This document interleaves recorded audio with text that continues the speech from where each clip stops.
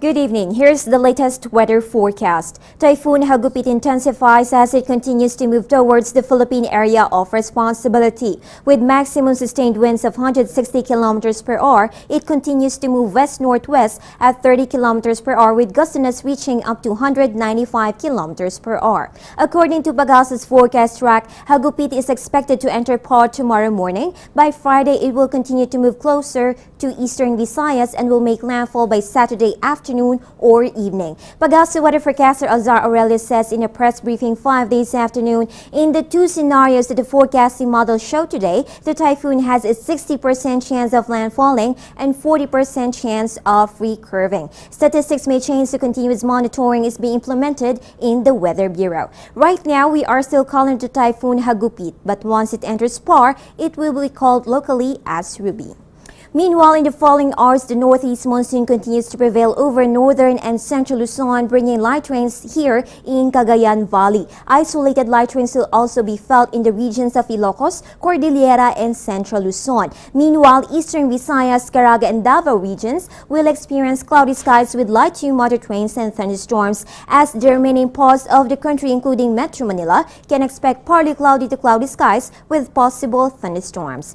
In related news, gale warning is up over the seaboards of northern Luzon and eastern seaboards of central Luzon. Expect rough to very rough sea conditions with wave height reaching up to 4.5 meters. Sea travel is risky over the mentioned seaboards due to the surge of the northeast monsoon.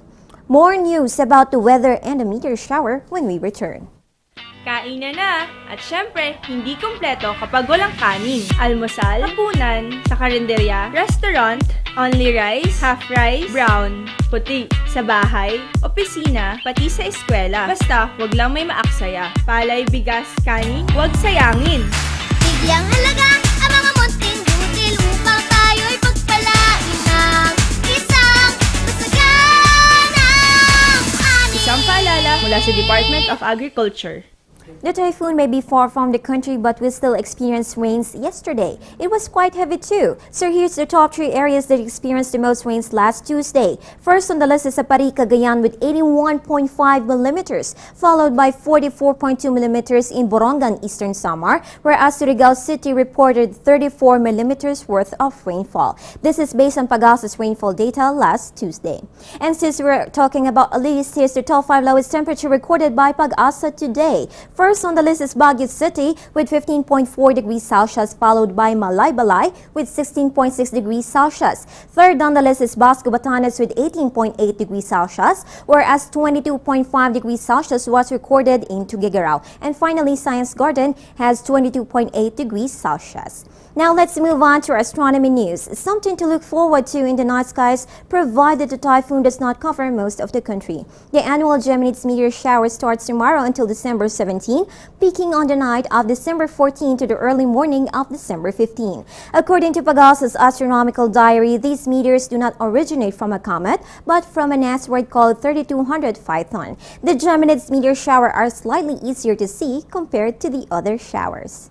Meanwhile, our current lunar phase is the waxing gibbous moon. The gibbous phase occurs between the quarter and full moon stages, wherein more than half of the moon can be seen and less than half is in shadows. On the other hand, we'll be seeing a full moon on Saturday. During the full moon phase, the moon and sun are on a line with the earth in between. This phase always comes about 2 weeks after the new moon, when the moon is midway around in its orbit of the earth.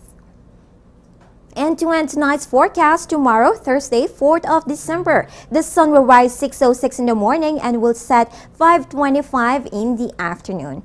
And that's our weather forecast for tonight, brought to you by Panahon TV. Be sure to like us on Facebook and follow us on Twitter at Panahon TV, and join us tomorrow at 5 in the morning as we deliver the latest weather information right here from Pag-asa. This has been your weather girl, April Enerio. Good evening.